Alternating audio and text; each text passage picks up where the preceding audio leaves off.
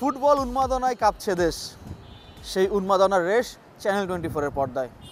দর্শক, স্বাগত জানাচ্ছি কুল স্পোর্টস 24-এর ঈদের বিশেষ আয়োজনে। আমাদের আজকের আলোচনার বিষয় ফুটবল, সাথে অতিথি হিসেবে রয়েছেন দুজন ফুটবলার। পজিশন অনুযায়ী তাদের দুটি আলাদা পরিচয় রয়েছে, সেটি ছাপিয়েও তাদের দুজনের মধ্যে রয়েছে বিশেষ পরিচয়। আমাদের সাথে আছেন সুজন হোসেন, তিনি মোহামেডান স্পোর্টিং ক্লাবের গোলরক্ষক, সম্প্রতি লিগ চ্যাম্পিয়ন হয়েছেন। আপনাকে স্বাগত জানাচ্ছি সুজন। আপনাকে ধন্যবাদ। আর সাথে রয়েছেন তারই আপন ছোট ভাই পাপ্পু হোসেন, তিনি ব্রাদার্স ইউনিয়নে খেলেছেন এবার। পাপ্পু, আপনাকে স্বাগত জানাচ্ছি আমাদের অনুষ্ঠানে। শুরুতেই আসতে চাই সুজন হোসেনের কাছে। সুজন, এই যে মাঠের এই লড়াইটা আপনি কেমন ফিল করেন? আপনি দুজনের মধ্যে আপনি বড়, এবং মাঠে যখন দুই গোল বারে দুজন থাকেন, আসলে তখন আসলে আপনার মনের মধ্যে কোন বিষয়গুলো, কেমন বিষয়গুলো কাজ করে? আসলে তখন খুব এক্সাইটেড মনে হয়, কারণ দুই ভাই দুই টিমে খেলি। খেলার মধ্যে কেউ কারো ছাড় দেয় না, খেলার পর যে আবার একসাথে হই, কিন্তু যতক্ষণ খেলি ততক্ষণ ওরে আমি ভাবি ও আমার শত্রু।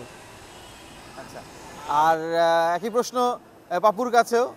বড় ভাইয়ের সাথে যখন ধরেন আপনি দুজন দুই ড্রেসিং রুম থেকে বের হচ্ছেন, ডাগ আউটে দুজন দুদিকে রয়েছেন, কিংবা মাঠে যখন দুজন দুই গোলবারের সামনে রয়েছেন, সেই সময়গুলো কেমন কাটে? সঙ্গে অ্যাডিশনাল জানতে যাব যে আমরা পরিবারের মানে ইয়েগুলো কেমন থাকে, যে বাবা মা বা আপনাদের ভাই বোন তারা তখন কোন দলকে সাপোর্ট করে বলে আপনার মনে হয়?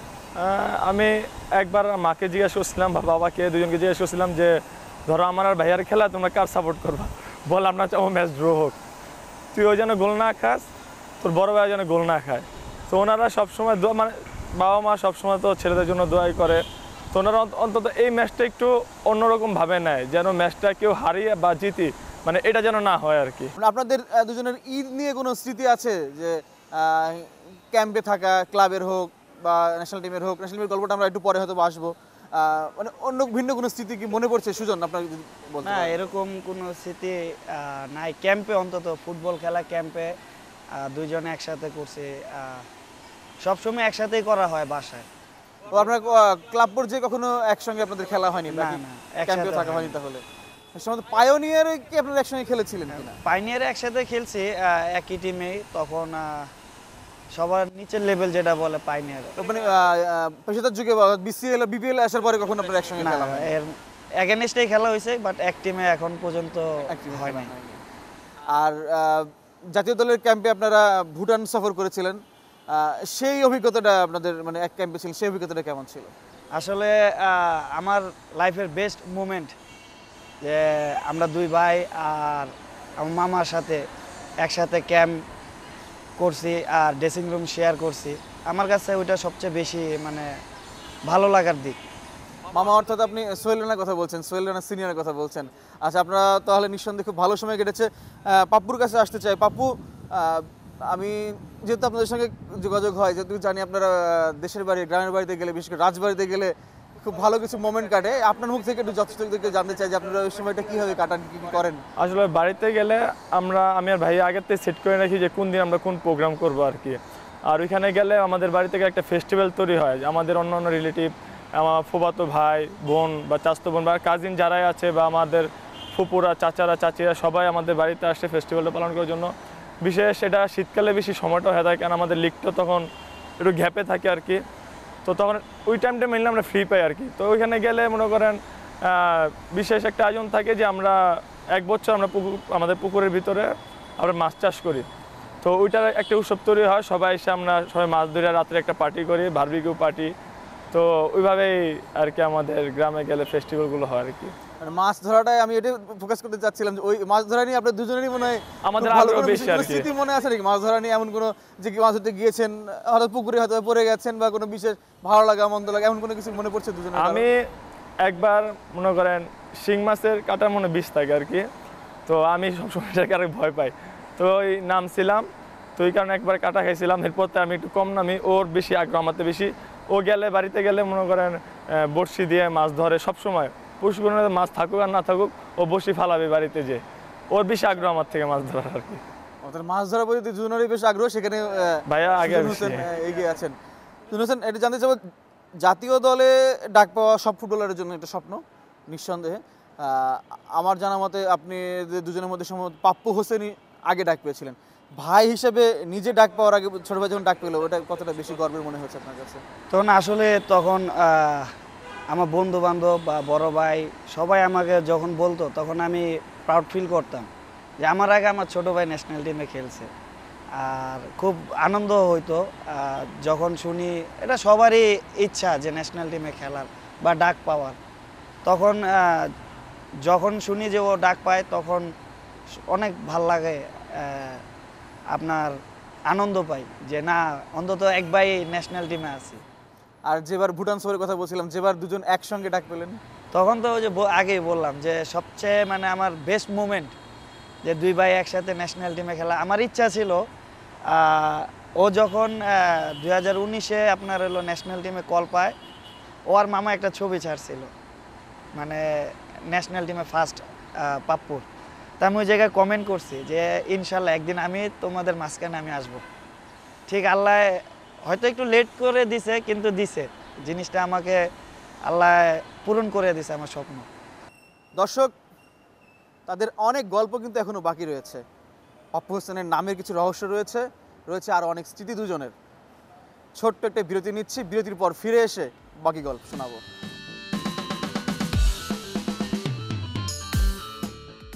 দর্শক, স্বাগত জানাচ্ছি কুল স্পোর্টস 24-এর ঈদের বিশেষ আয়োজনে। বিরতির পর সবাইকে নতুন করে স্বাগত জানাচ্ছি। আমাদের গেস্টরা কিন্তু তারাই রয়েছেন, সুজন হোসেন এবং পাপ্পু হোসেন। তাদের গল্প শুনছিলাম, দুই ভাই ফুটবলার, জাতীয় দলের ক্যাম্পে তাদের অভিজ্ঞতা রয়েছে এবং এছাড়া মাঠে তারা একে অপরের বিপক্ষে প্রায় মুখোমুখি হয়ে থাকেন। বিরতির আগে বলছিলাম, পাপ্পু নামের কিছু রহস্য রয়েছে। আপনার নাম হয়তো পাপ্পু হোসেন, আমাদের জানাই হতো না। আপনার আরেকটি নাম রয়েছে, এসে নামটা পরিবর্তনের গল্পটা যদি বলতেন। নামটা হলো আপনার, আমার ডাক নাম পাপ্পু হোসেনই, কিন্তু আমার সার্টিফিকেট নাম হলো হৃদয় হোসেন। এটা ফ্যামিলির থেকে দেওয়া নাম দুইটাই।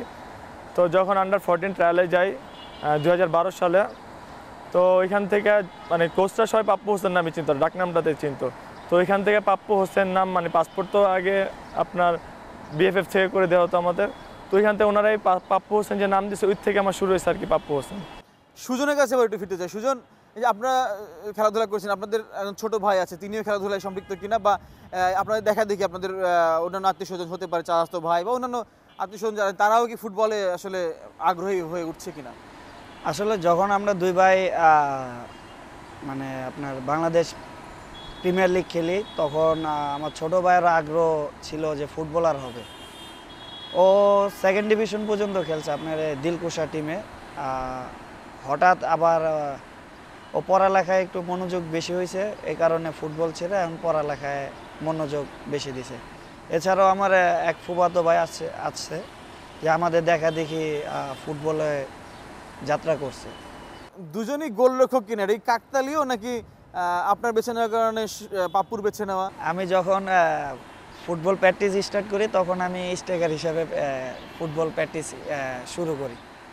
তো হঠাৎ একটা টুর্নামেন্ট খেলতে গেছিলাম, ওই টুর্নামেন্টে গোলকিপার আপনার ইনজুর্ড হয়েছিল বা রেড কার্ড খাইছিল, এরকম একটা কিছু হবে। তখন আমার মামা সোহেল মামা বলছে যে আপাতত তুই একটু ভাড়ে দাঁড়া। ওখান থেকে স্টার্ট গোলকিপার হওয়া। তারপর থেকে সেটা এখন আপনি মানে পেশাদার ক্যারিয়ার গোলকিপার। আর পাপ্পুর বিষয়টা কি, ভাইকে অনুসরণ করে নাকি আপনার কোনো এমনি খেলতাম আর কি, শখের বসেতে আর কি। তো কিশোর লিগ নামে একটা টুর্নামেন্ট হইতো, তখন আমাদের মানে তখন তো আস্তে আস্তে খেলা আর কি আমার ফুটবল শুরু। তো আমি খেলতাম ডিফেন্ডার হিসেবে। তো আমাদের টিমে গোলকিপার ছিল একজন, এটা হলো ভাইয়া, সেকেন্ড কিপার আর কেউ ছিল না। আর আমরা তো ফ্যামিলিগত আমরা একটু মানে হাইট আলাদা, তো ওই হাইট হিসাবে বলতেছে তুই লম্বা আছিস, তুইও গোলকিপার খেল। তো ওইখান থেকে আর কি আস্তে আস্তে শুরু, ওইখান থেকে পর পাইনিয়ার থেকে আন্ডার 14, 16, তো এবার সেকেন্ড বি লিগ, এইভাবে শুরু হয়েছে আর কি আমাদের পথ চলা আর কি। কয়েক মাসের হিসাব যদি বাদ দিয়ে যদি বলি, তখন ফুটবলার পরিচয়টা কেমন ছিল? আর এখন তো দেশে জুড়ে আমি শুরুতে যে কথা বলছিলাম, ফুটবল জুড়ে কাঁপছে দেশ, এখন ফুটবলার পরিচয় আসলে আর কতটা বেশি ভালো লাগে? তখন যখন শুরু করছিলাম, তখন সবাই বলতো যে ফুটবলের ফিউচার কি, বা ফুটবল খেলে কি হবে, প্লেয়ার কি হইতে পারবে কি না, এরকম নানান প্রশ্নের মুখে ছিলাম আমরা দুই ভাই আর কি। মনে করেন আমরা যখন শুরু করছি তখন তো এত উন্মোদনা ছিল না। আর এখন যে জোয়ারে ভাসছে দেখে খুব ভালো লাগতেছে। এখন নিজেকে ফুটবল প্লেয়ার হিসেবে আগেও পরিচয় দিছি, আগে পরিচয় দিলে মানুষ একটু অন্যভাবে দেখতো, কিন্তু এখন পরিচয় দিলে মানুষ আবার একটু অন্যভাবে দেখতেছে আর কি। এখন আর বেশি ভালো কাজ করতেছে আর কি। পাপ্পু হোসেন বলছিলেন যে আগের চেয়ে বেশ বেটার ফিল হয়, এমন কোনো কিছু কি কোনো মনে পড়ছে আপনার? না তখন যখন ফুটবল স্টার্ট করি টার্গেট নিয়ে মানে আমার স্বপ্ন ছিল যে ন্যাশনাল টিমে খেলবো। অনেক মানে অপেক্ষার পর ন্যাশনাল টিমে কল পাইছি। আসলে তখনও এত মানে ছিল না, হাইপ ছিল না ফুটবল নিয়ে। ফুটবলার মানে অত রকম গ্যারাজ্য দিত না যে ফুটবলার।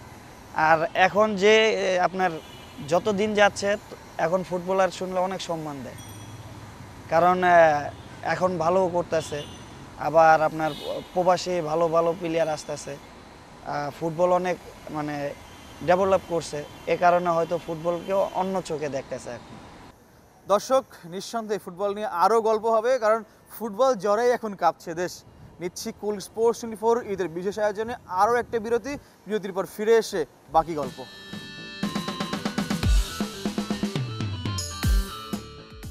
দর্শক, আবার স্বাগত জানাচ্ছি কুল স্পোর্টস 24-এর ঈদের বিশেষ আয়োজনে।